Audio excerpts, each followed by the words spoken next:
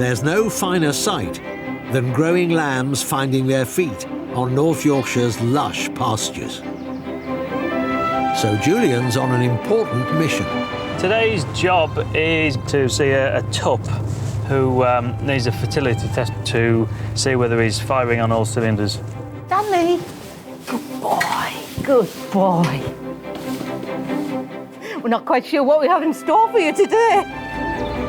This farm has some exceptional sheep, some of the best really in the country, let alone in Yorkshire.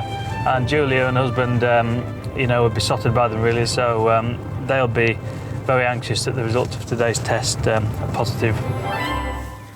A lot of tups can be quite aggressive, but Stanley is just the loveliest boy.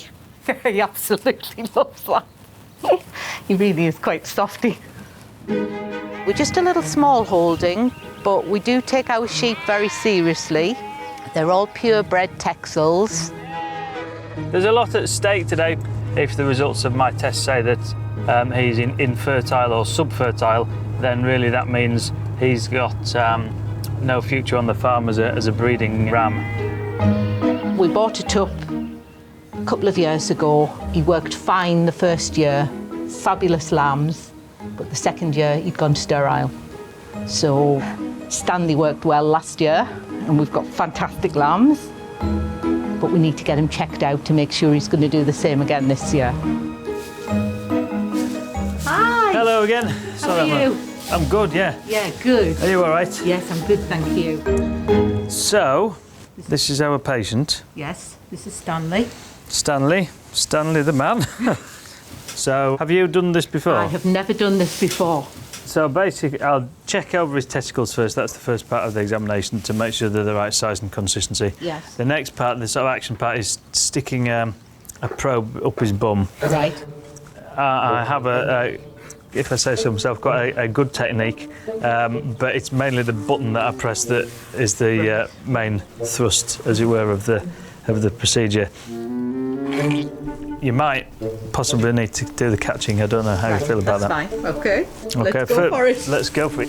So the first part of a fertility investigation is to palpate the testicles to make sure that they feel normal, firm, classically like ripe tomatoes, and these do feel like ripe beef tomatoes, nice and big. Make sure there's no knobbles, no lumps or anything like that. And these are very good testicles, I have to say. They feel really good.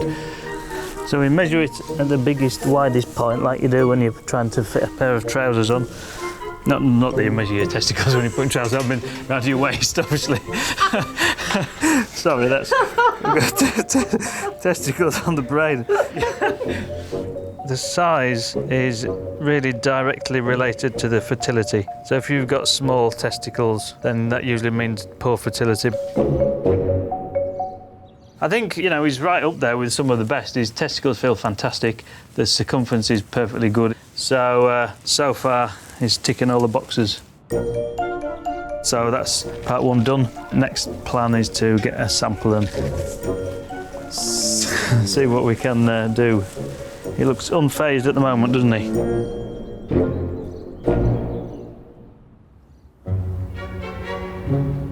At Julia Robinson's sheep farm, Stanley, come on. Right, it's action time. Julian's fertility testing her Texel tup, Stanley. So that's the bad boy. Right. And he's now at the pointy end of the procedure. There's high power and low power. We'll start him off on low power. And really, I put it in, give it a bit of a rub, and then press the button.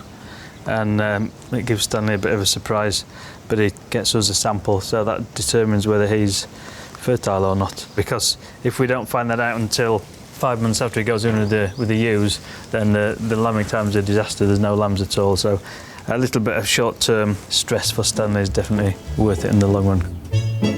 Right, so I think we're ready. Do you think you could hold on to his head, keep him still, and collect at the same time? Yeah, I'll try. It's just, I've always found when I do it myself, it's a bit complicated to go up the bum and around the front at the same time. Yeah. As it were. Right, so here we go. Plenty of lubricant. This is really interesting. Really interesting. That looks like icing on a cake, doesn't it? Right, so we're going in. Yep, that's good. So hopefully there'll be some in there. It always amazes me.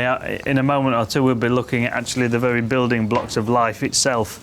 And we'll be able to look down this microscope and see whether Stanley's sperm are going to be suitable to make a whole crop of lambs in the spring.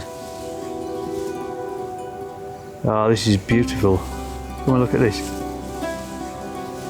Oh my goodness. Can you see? It's like smoke on a windy day. It's all swirling, and that's perfect. That's a perfect sample. So if the sperm are not moving properly, then you don't get that swirling motion like that. Fantastic. Well pleased. That is textbook. All that swirling pattern is new life, or the potential for new life on your farm. Amazing. Absolutely amazing to be able to do that. So we know that this year all should go well. Good. Yeah, so exciting time of year for him. Very exciting. How many sheep will he have? He'll probably have 30. It's enough to keep him busy for the summer, isn't it? Yeah. Good boy. Well done, Stanley. Yeah, well done, Stanley. I'm very happy indeed. Very happy. Just to know that he's absolutely fine, will be working fine, should get some good lambs next spring.